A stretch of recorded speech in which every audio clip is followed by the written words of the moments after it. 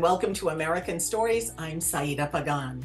Our guest today is award-winning journalist Ray Suarez, whose work has been seen on PBS, Al Jazeera America. We've heard him on NPR, and he is the author of his latest book, We Are Home: Becoming American in the 21st Century. Thank you for joining us, Ray. Great to be with you, Saida.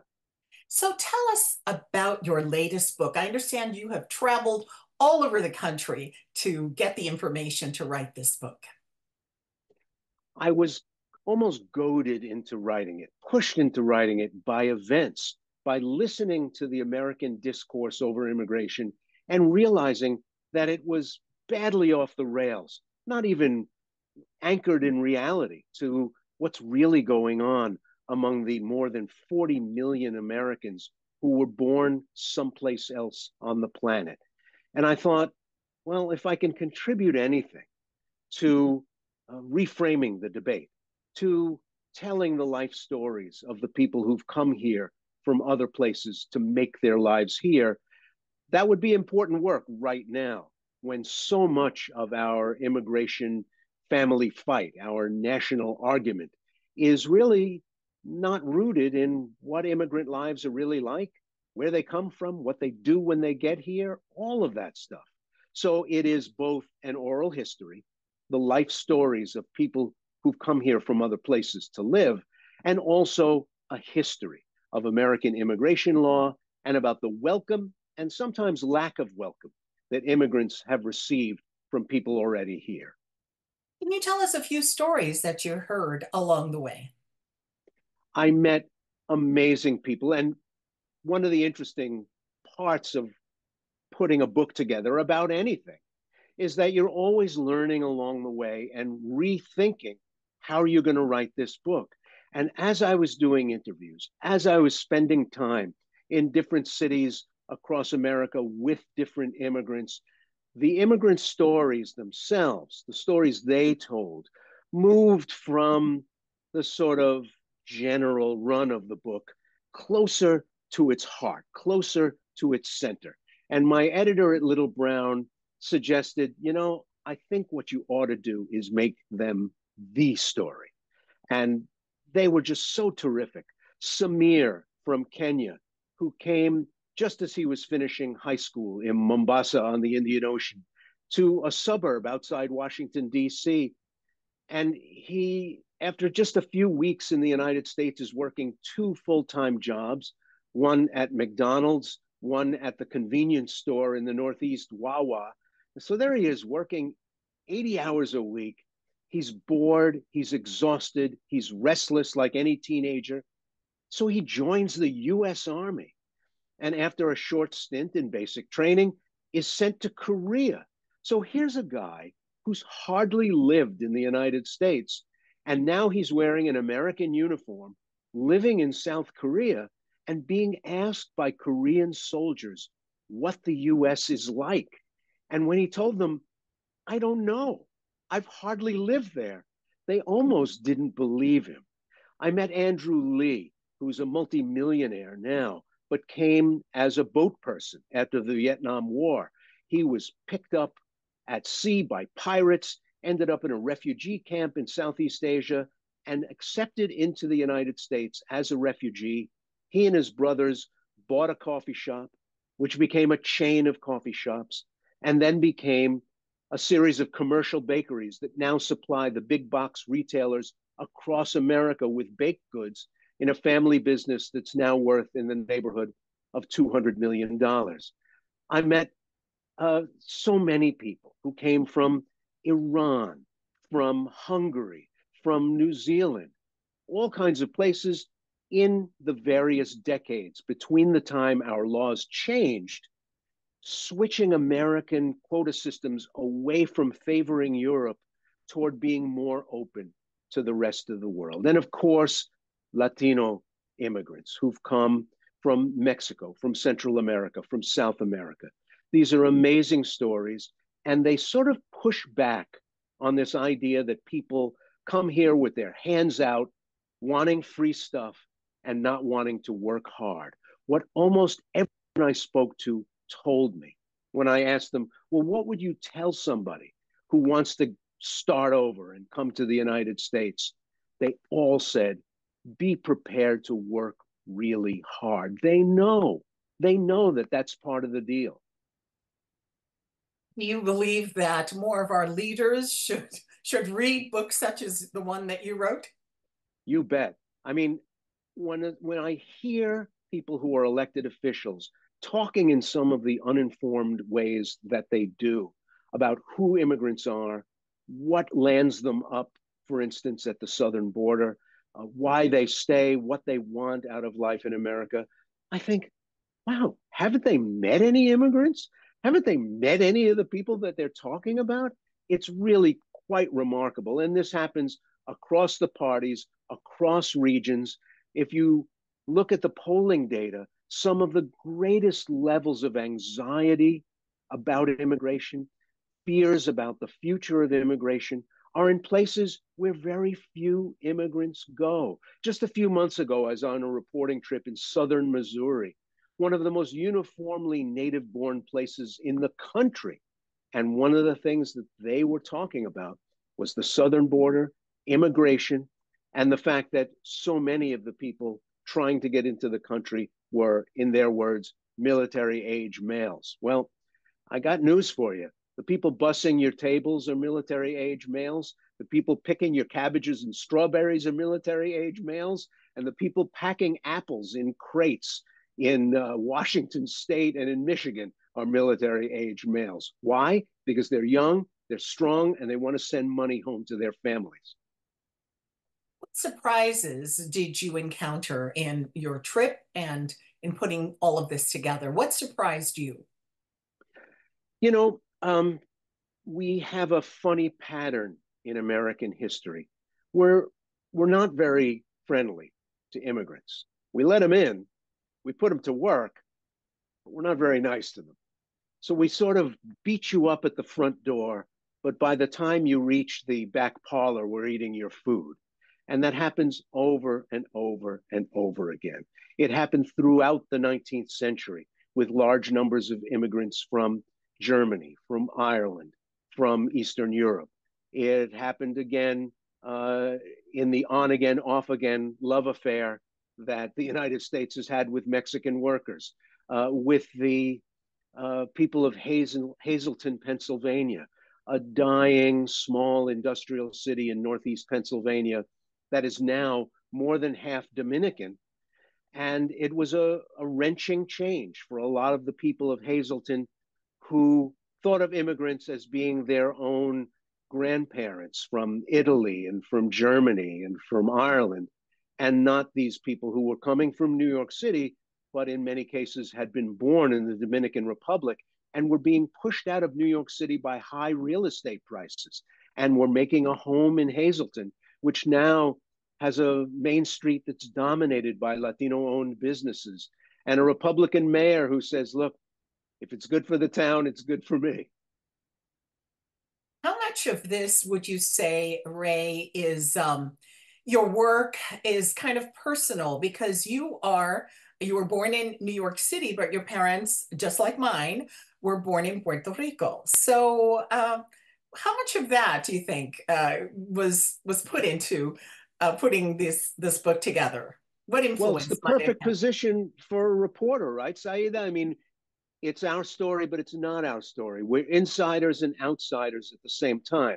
So I knew what it was like to have a great big family with some people who spoke English very well, some people who spoke it haltingly, some people who never quite got the hang of it, a mix because they came at different ages and at different times in their lives and went to work doing different things, where in some places English wasn't really that necessary, and in some places it was vital. The people who were born here obviously had a different outlook from the people who came from the island. So you could say life prepared me to do this story, even though unlike those immigrants, as you know, we are American citizens from the beginning. It is an interesting sort of half in, half out position because we were treated like immigrants in New York City in the 1950s and 1960s. It was no good to just say, hey, we're as American as you are, because they didn't believe it. And if they don't believe it, what's the point of saying that? So I grew up in a neighborhood. I knew people who had been inmates in concentration camps in World War II, neighbors who had numbers tattooed on their arm and spoke to each other in Yiddish and then switched to English when I came by. Friends whose parents had come as adults from Italy and hardly spoke any language but the Italian that they used in their own workplaces and in their own home.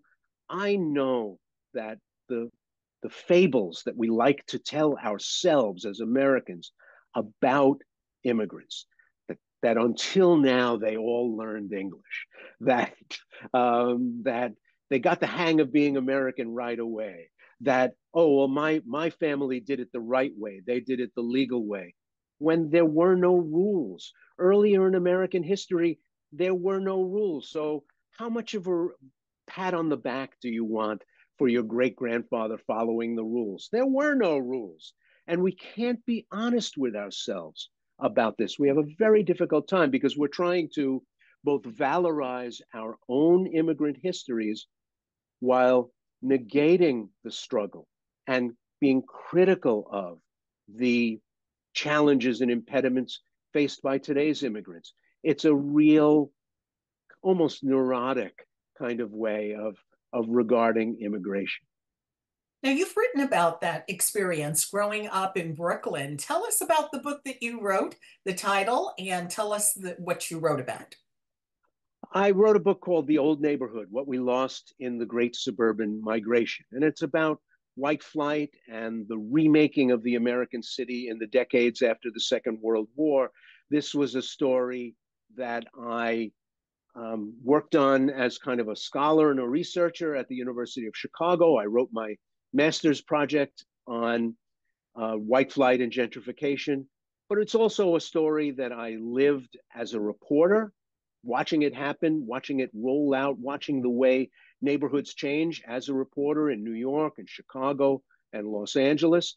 And it's also a story, that I lived myself watching Brooklyn change during the 1960s and 70s, where a lot of people who could get out and head to Long Island or Western Connecticut or New Jersey or upstate New York did it. They loaded up the vans and they got out of there.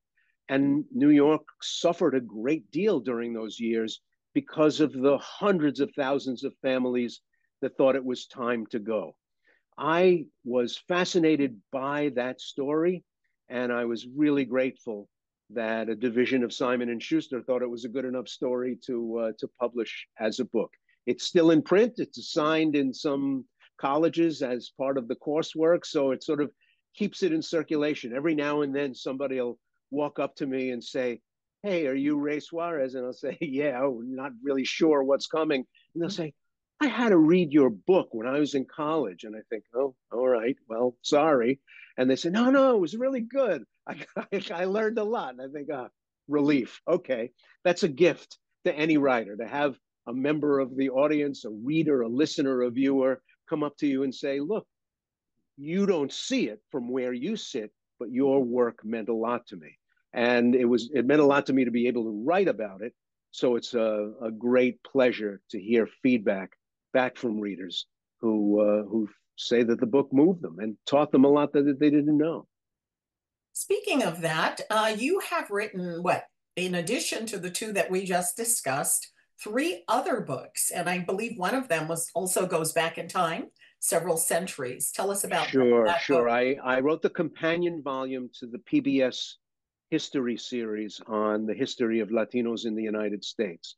It's called Latino Americans, the 500-year legacy that shaped a nation.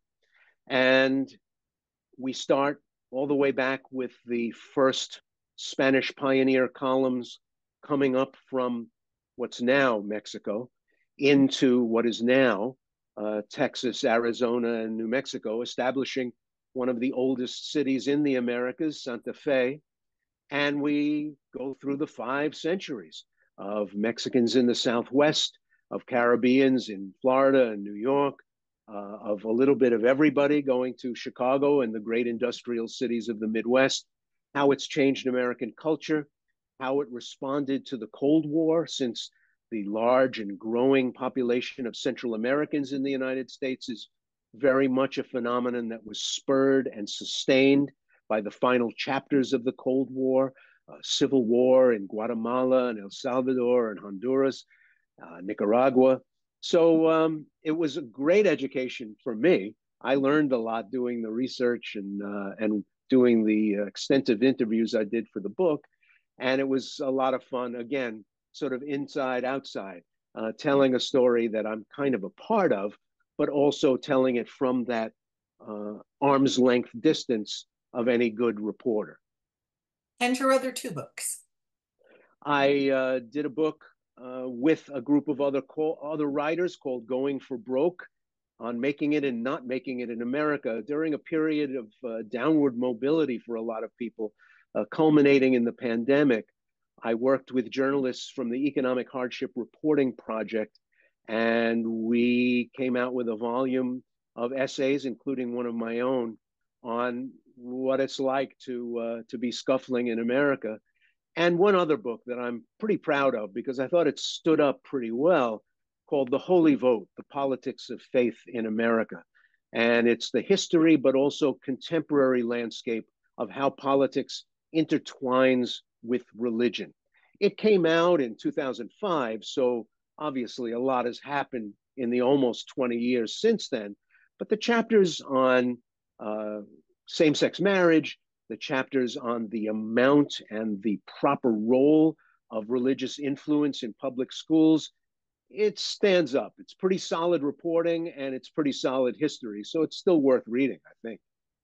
Well, you've done some tremendous work, Ray, and I applaud you because I think we met many years ago, more than 30 Sure. years ago. I think you were working in Chicago at that time.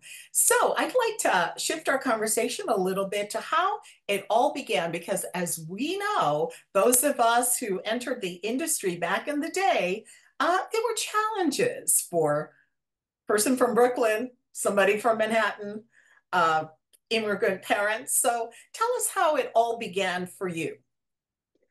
I started to think in elementary school, in junior high, about what to do.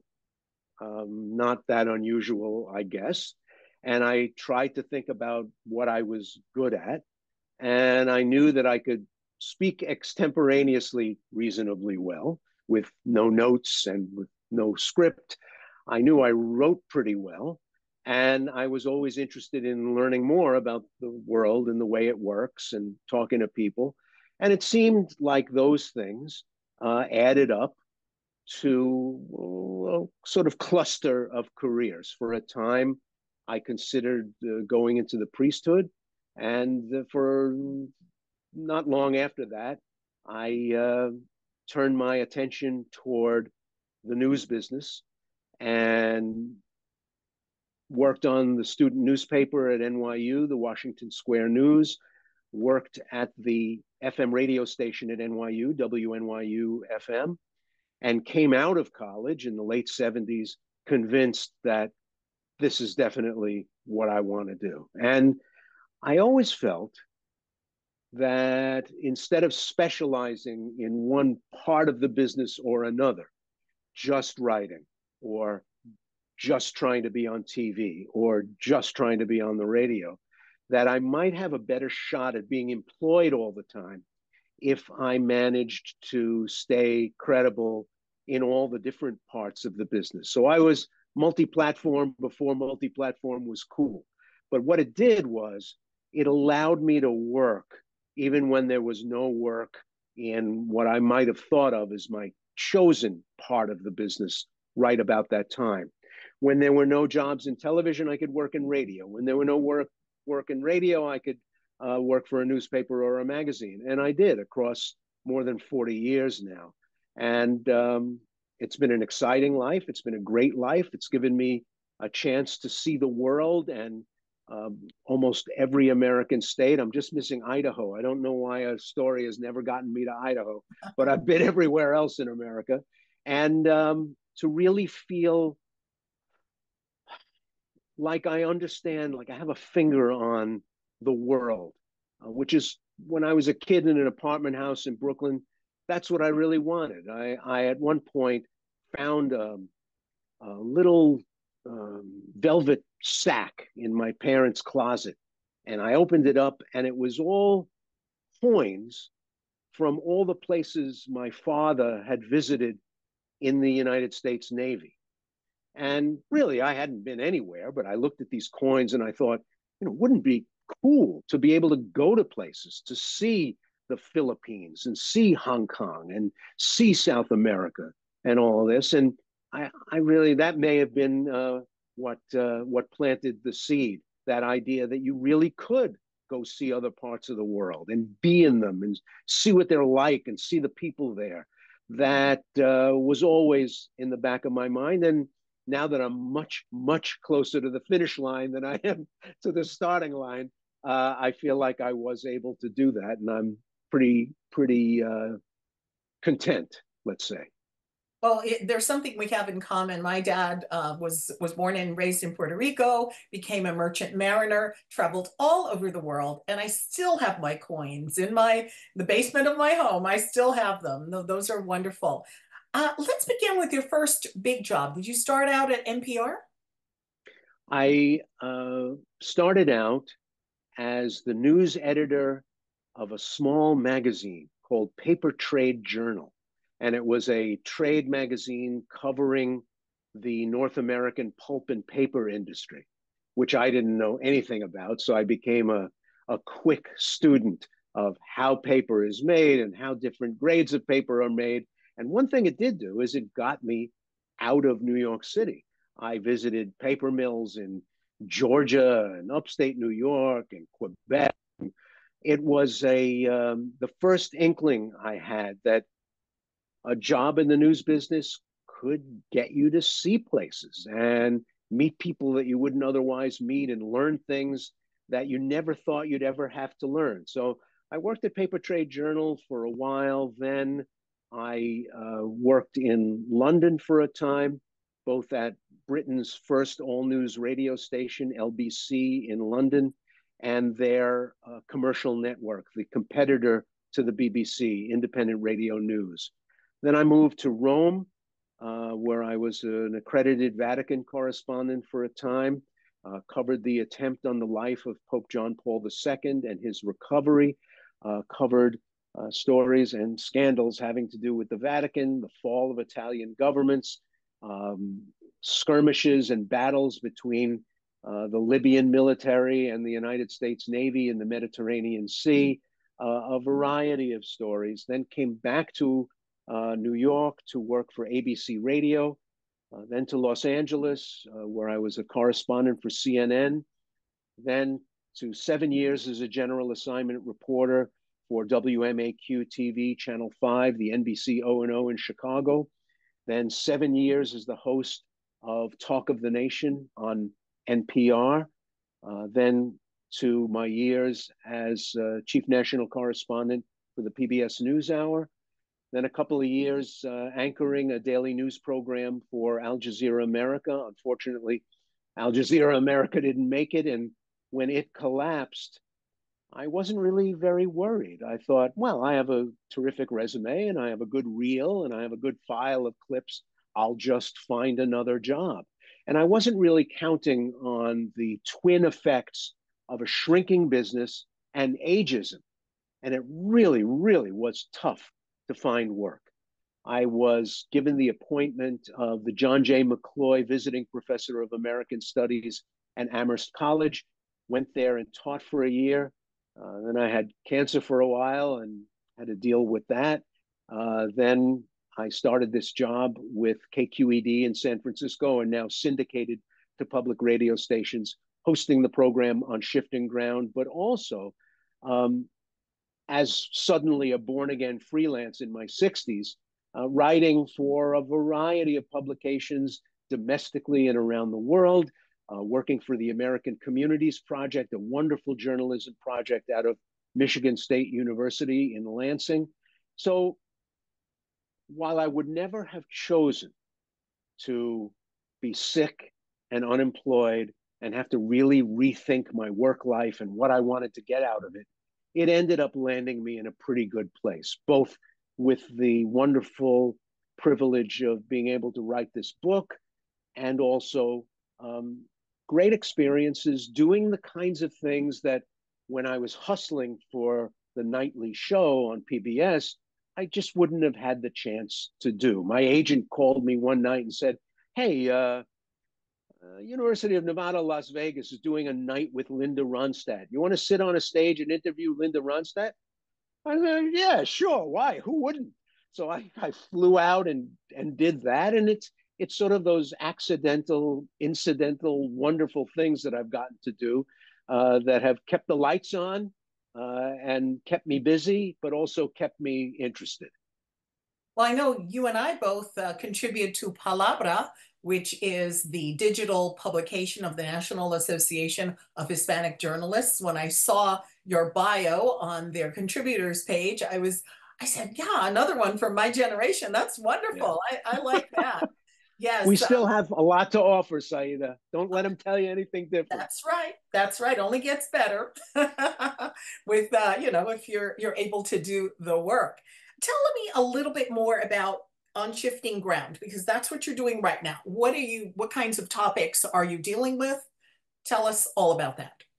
In the main, it's a foreign affairs based program.